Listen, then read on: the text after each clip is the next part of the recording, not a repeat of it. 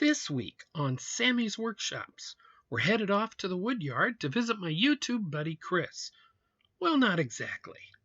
Hello, YouTube and fellow firewood fanatics. My name is Sammy, and welcome back to Sammy's Workshops.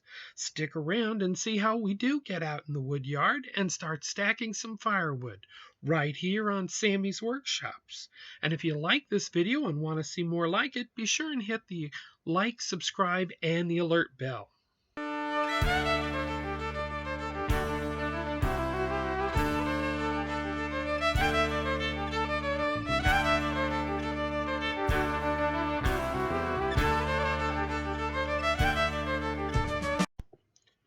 Hello, YouTube and fellow firewood fanatics. This week, we're off to the woodyard to visit fellow YouTuber Chris. Now, his channel is titled In the Woodyard. Give Chris one of his videos a quick look. I'll put a link down below and maybe give him a couple of likes. Anyway, Chris cuts, splits, stacks, and delivers firewood somewhere in Wisconsin. Now, I know what you're thinking. Sammy has gone completely round the bend. A road trip to Wisconsin to stack firewood? And it's wintertime right now, cold and snowy. I don't think so. And also, I'm a bit too large to do that easily. However, I do like my model trains, and watching some of Chris's videos gave me an idea. Chris describes a cord of firewood as 4 foot wide, 8 foot long, and stacked 4 foot tall. Chris cuts his firewood for home fireplaces, so it's typically a 16-inch long piece of wood. That gives him 3 rows, 4 foot tall and 8 foot long. Capiche? Remember, a measured cord is a unit of volume measurement, not the number of pieces. Well, for the model trains, no, I'm not crazy enough to cut and split my own wood. I buy it in these packages of 400 pieces at a whack. Now, in O scale, line L sized for those of you who aren't really super serious train folks, and that scale is a 1/4 inch, which equals 1 foot on the real thing. These model pieces are a 1/2 inch long, so they're going to be a 24-foot size piece of firewood, more for a commercial boiler. But since we're using them on a metal railroad for steam locomotives, like this picture of one here, we'll get 2 stacks 8 foot tall and 8 foot long and 4 foot tall to make our 1 cord of wood. Sorry for the long-winded intro. Next, I found a kit to make some O-scale pallets. Now, Chris gets real ones that are 40 inches wide and 48 inches long. So he needs 2 of them and a little filler section to get his 8 foot length. The model ones come 4 foot square, so I just need 2 of them. They come as this nifty little laser kit, and yeah, I glue them up and voila, we've got pallets. I bet Chris wishes it was that easy, eh? So anyway, I made 4 pallets, as I'll make 2 each 1-cord stacks. I cut a couple pieces of cardstock a little bit larger than the 2 pallets and painted it a dirt color so that later on I can easily blend these into the scenery on the train layout.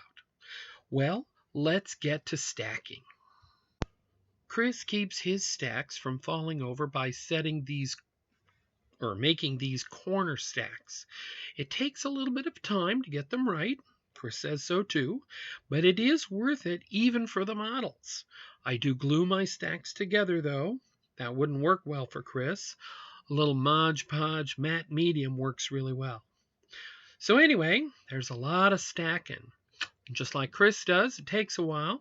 So let's have some music while Sammy does some stacking.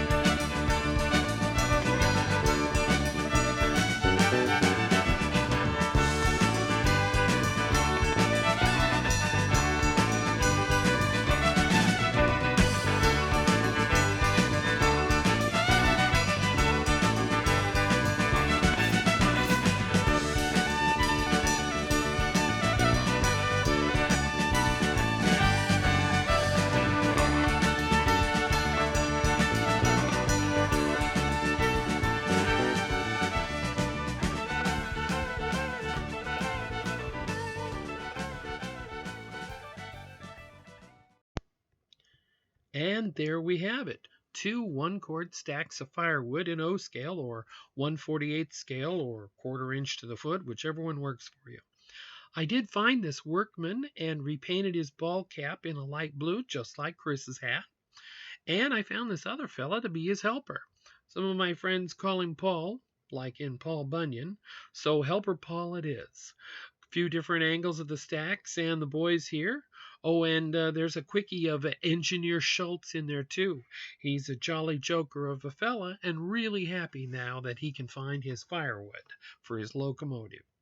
If you enjoyed this video, please hit like, subscribe, and click on that alert bell to get notified of new videos being uploaded. Like Chris says, I know you want to push some buttons, so get in there and push the buttons.